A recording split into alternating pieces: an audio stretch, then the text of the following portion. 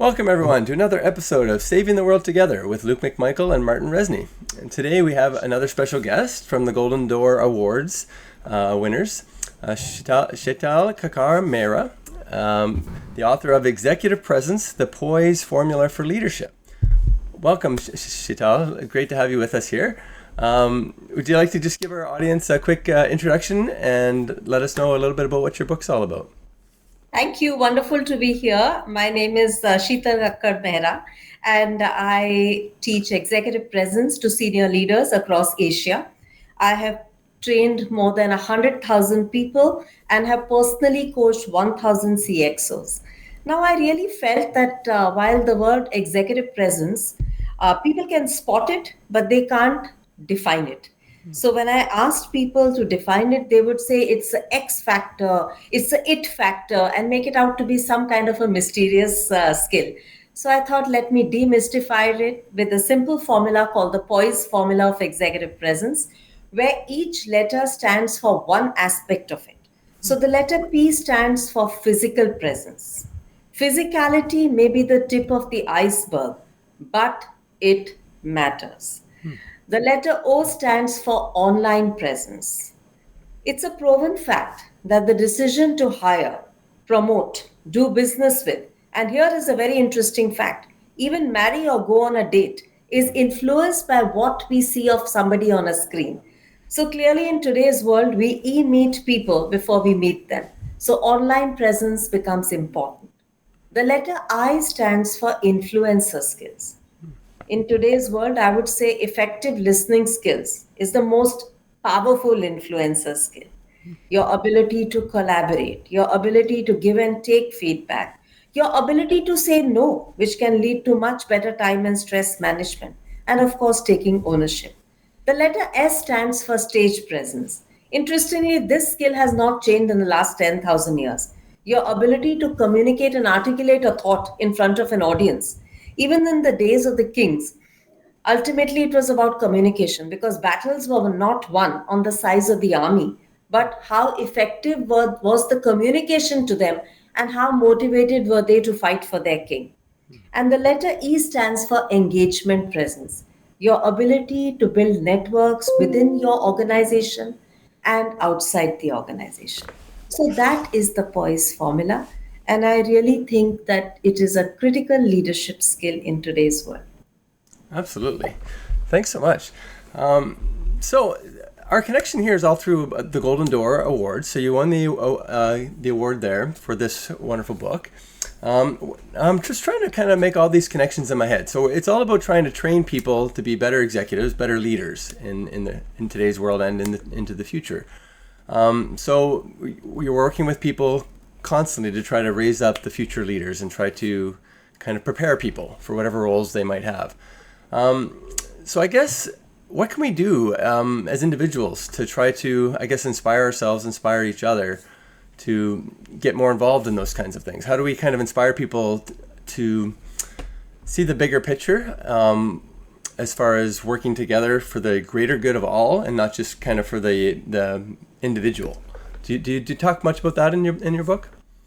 You know, it's a great question. I think leadership styles change and leadership styles evolve.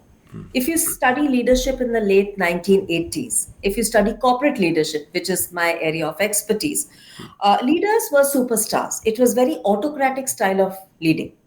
If by the time you hit 2000, technology had come in and leadership was a lot about being very democratic in decision making. I would say today it's about being collaborative. And post the pandemic, a lot of words which were only reserved for the development sector have somehow found their way into the corporate world.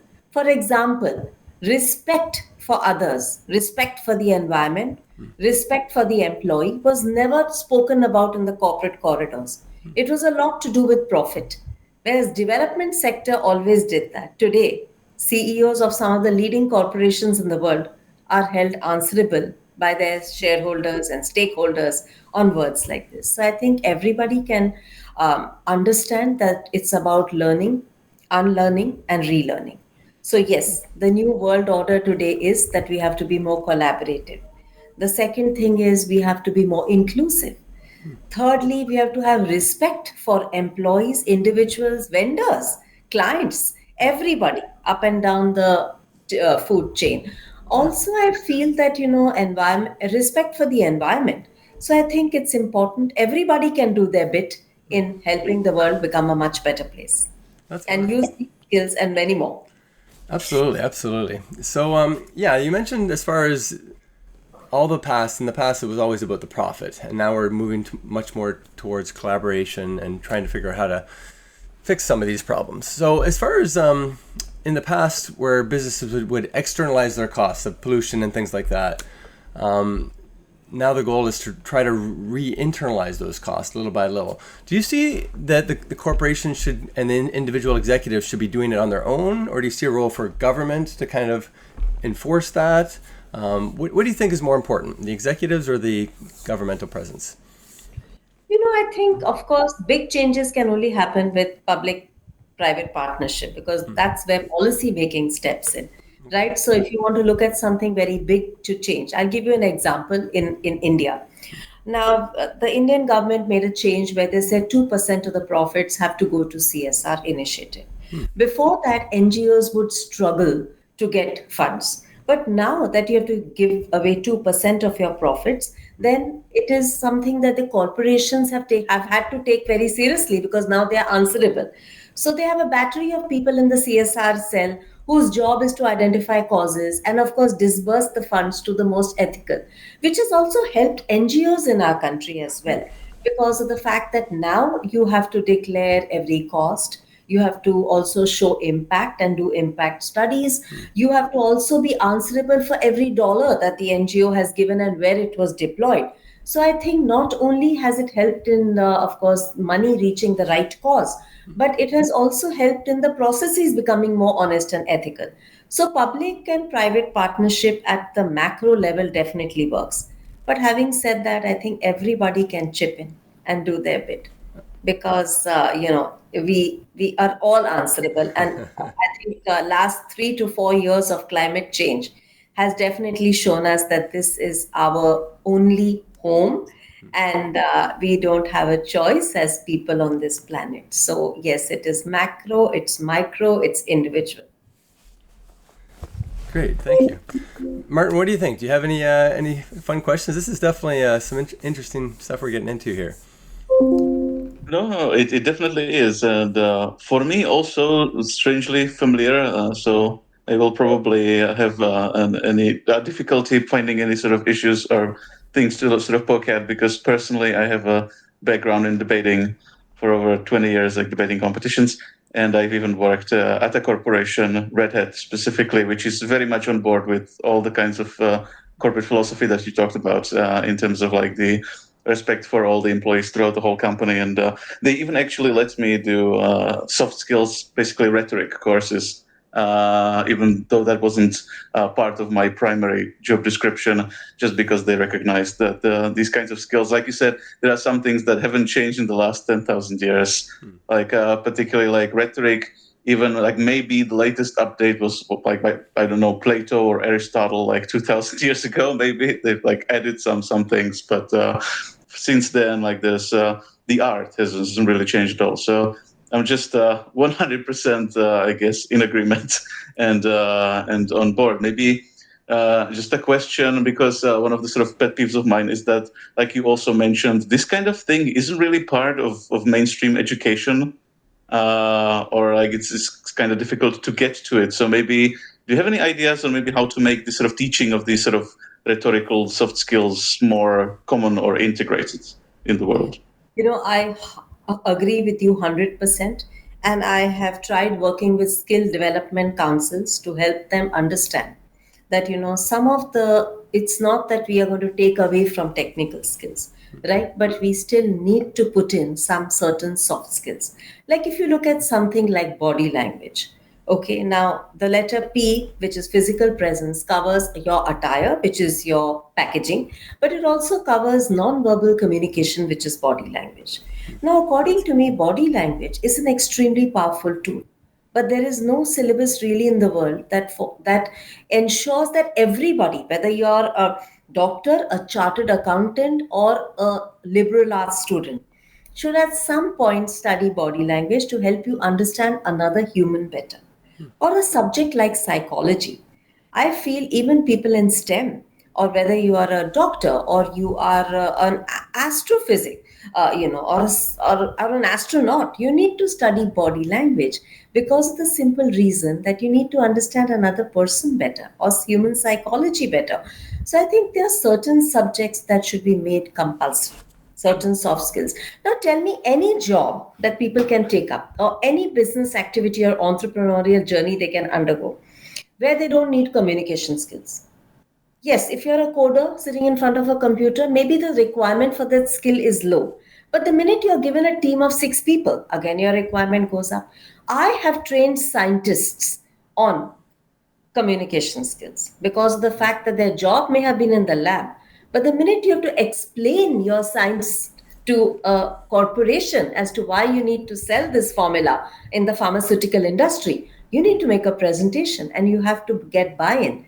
So I can't think of any industry in the world today where you don't need communication skills, your ability to articulate a thought, your ability, also another factor which I have been researching on, and let me share it with you, is something called likability quotient. Now this is something that again that nobody teaches you, but you know something, it's a proven fact.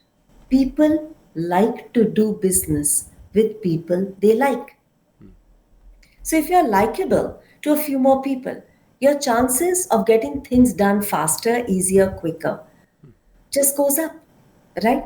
So it's not about selling, but it's about presenting yourself and sharing your ideas, getting buy-in for your ideas, and of course doing better in whatever vocation. So it'll help you maximize your impact. In fact, I would go a step further. I felt that only corporations who could afford my services would get a training or a coaching done by me. So, 17 years ago, I co founded an NGO called Catalyst Winds of Change, Catalyst with K. And we felt that people from low income background should also have access to upgrading their soft skills. So we are very lucky, we are supported by corporations, and we do two interventions only. The first one is we have a proprietary 600-hour curriculum on soft skills, and the second is that we give each person a corporate mentor for 4 years, which is going to help them navigate the first few years of their corporate career. So that is what we do. So I think it's needed across geography, across economic strata, and across industry. Absolutely. Funny because just one more sort of anecdote related to this, the sort of arguments that like tell me a job where you don't need communication skills. It's exactly how we start our debate communication seminars that we've been doing. Like specifically, we founded an NGO so that like we can go to schools here in the Czech Republic, and also to, like people who wouldn't be able to afford it, to like try to at least introduce the communication skills to them. So yeah, just 100%, 1,000% agreement from my side. Yeah, no, full agreement here as well. I think one of the biggest challenges we have with some of the people we talk to when they're trying to get their messages out there into the world, it really comes down to, I guess, polarization, particularly in politics and in some cases religion and other things, where everybody thinks that their way is the right way and the only way, and that anybody who kind of doesn't agree with them and their tribe is wrong and needs to be corrected or destroyed, one or the other. So how do you feel about this type of polarization, and is there a good solution for it?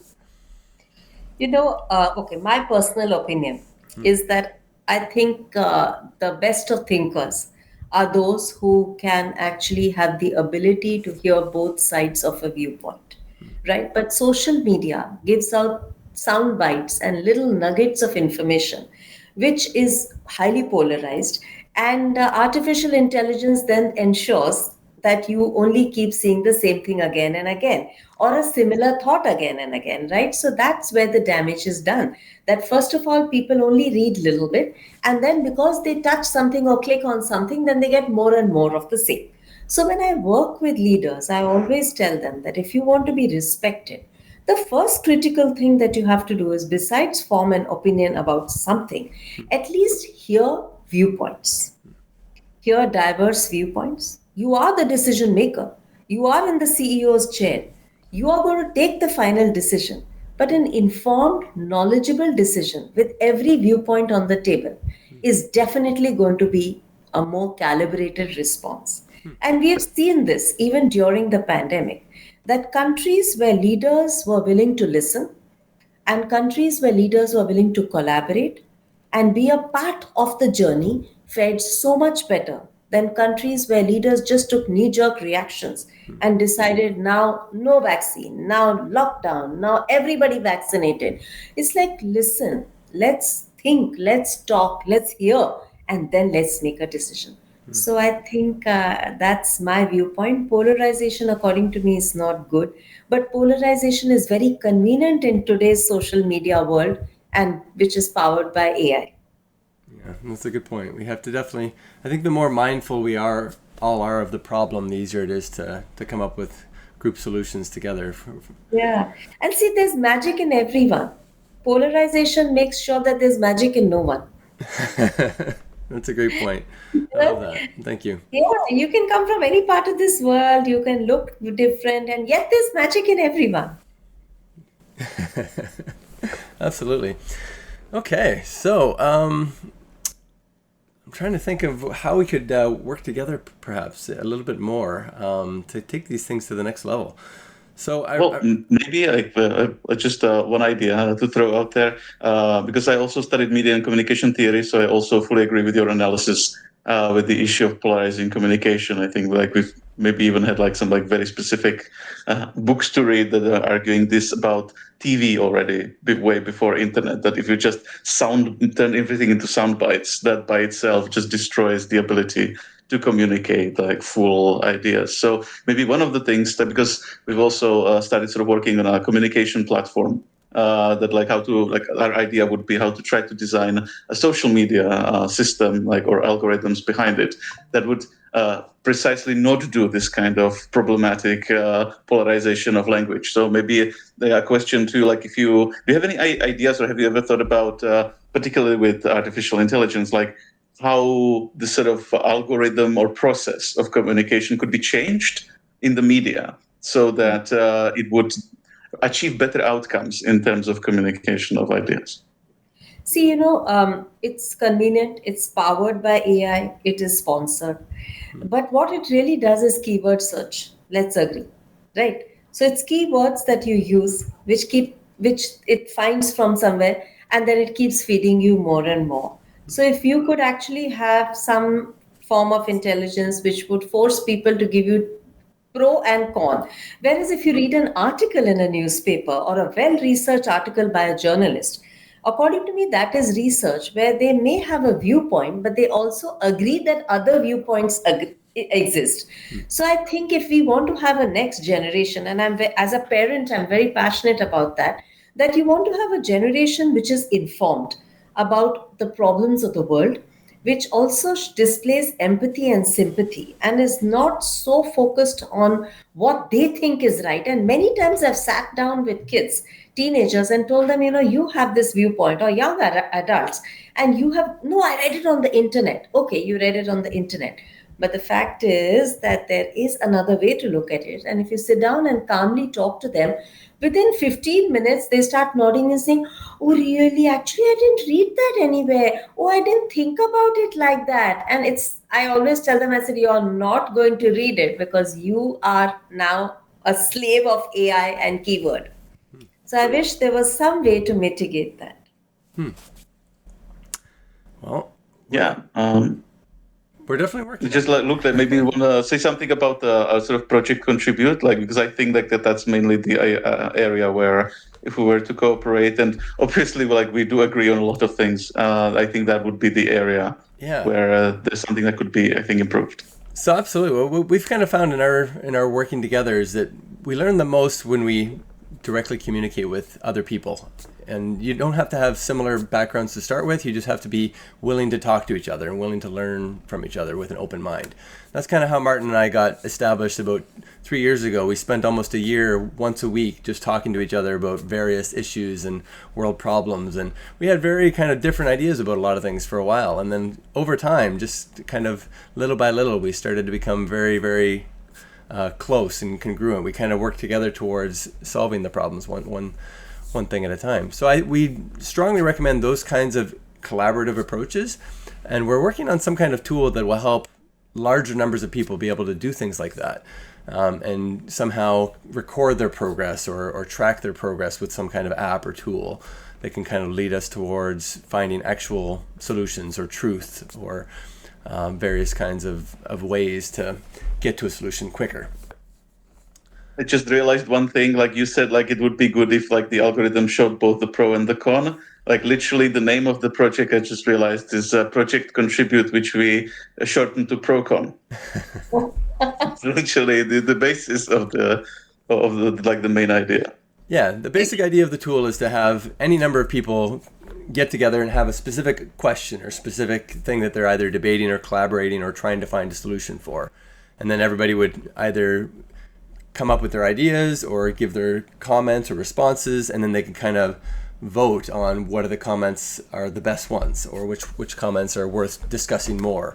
And then you could do it with theoretically any number of people, from hundreds to potentially millions of people, and things constantly get upvoted or downvoted based on how many people are viewing them or commenting on them or thinking that they're actually contributing to a better discussion.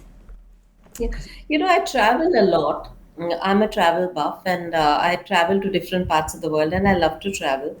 Now, and I always think to myself that there are certain countries that,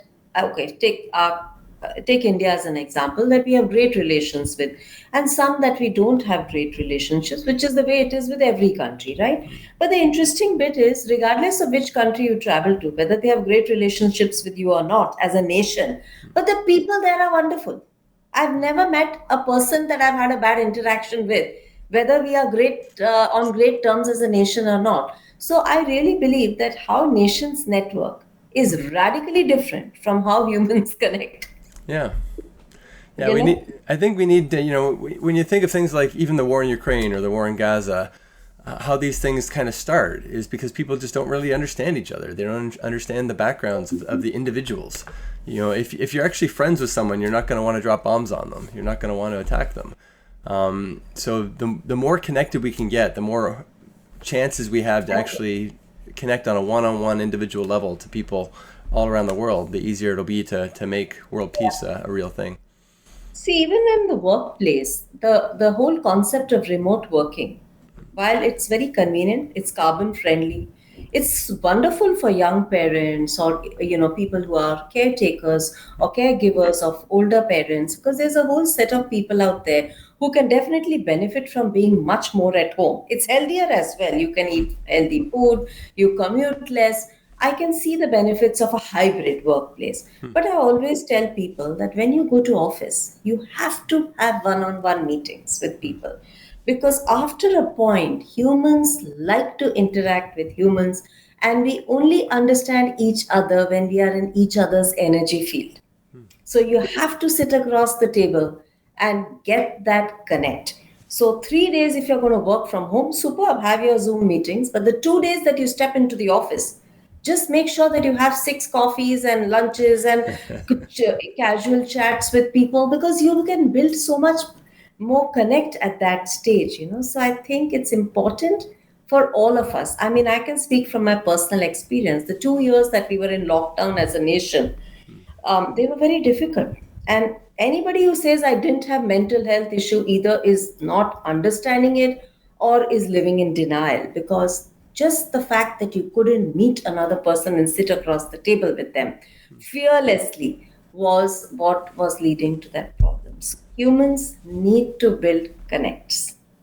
Absolutely. And for that, we need to understand each other's verbal communication and non-verbal communication. Excellent. This is amazing stuff, Shital. It's so great to be able to just kind of talk with you like this and just see all the great work you're doing. I just wish we could kind of get more people kind of doing things like this and getting more involved with communication and collaboration and building these skills.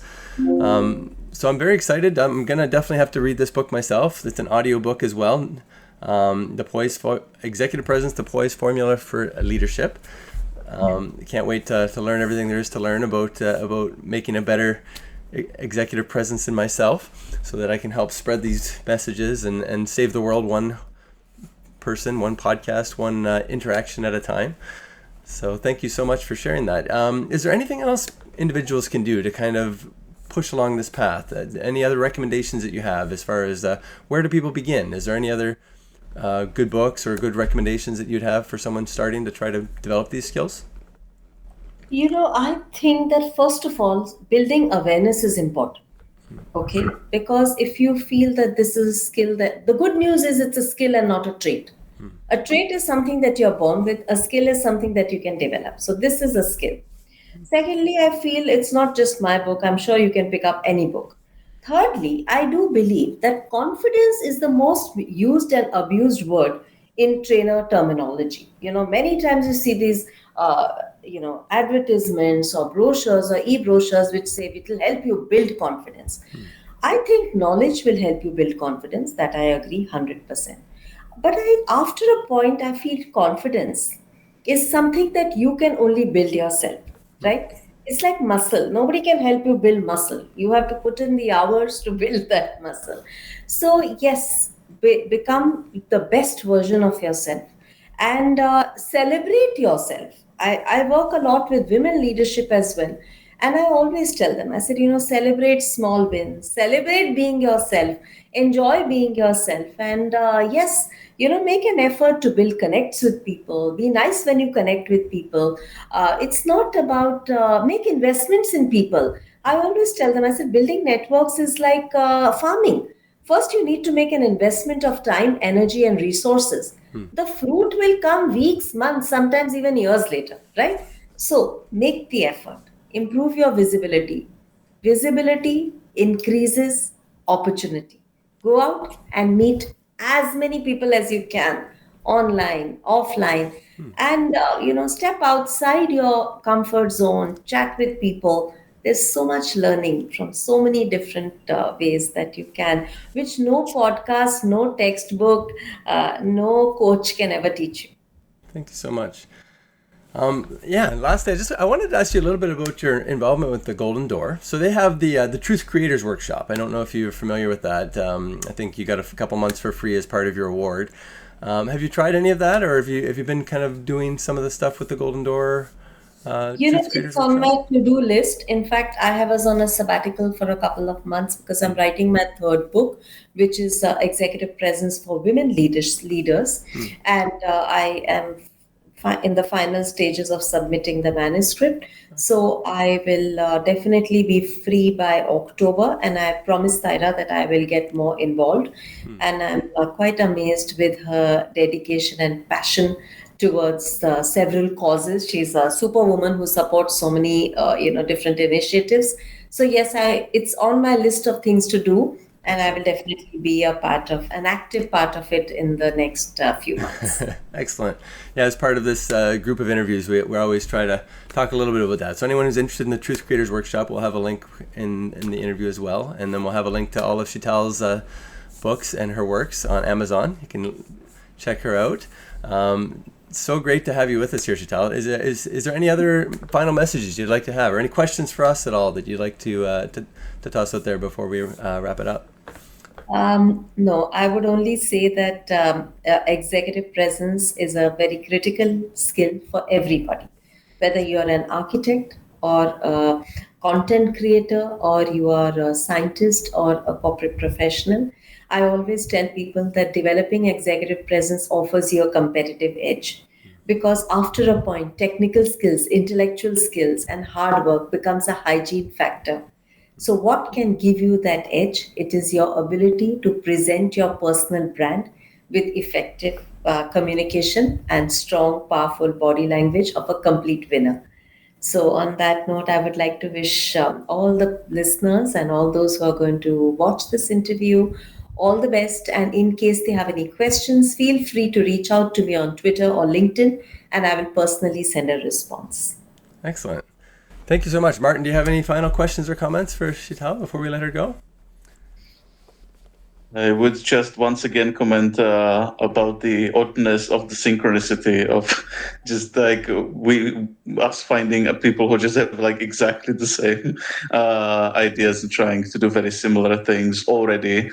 So I would just like to focus on, like you said, for networking with as many people as possible, because I guess that is what we're kind of doing here. So I suppose we've accidentally also did the right thing. So thank you very much, Shital. It was really interesting.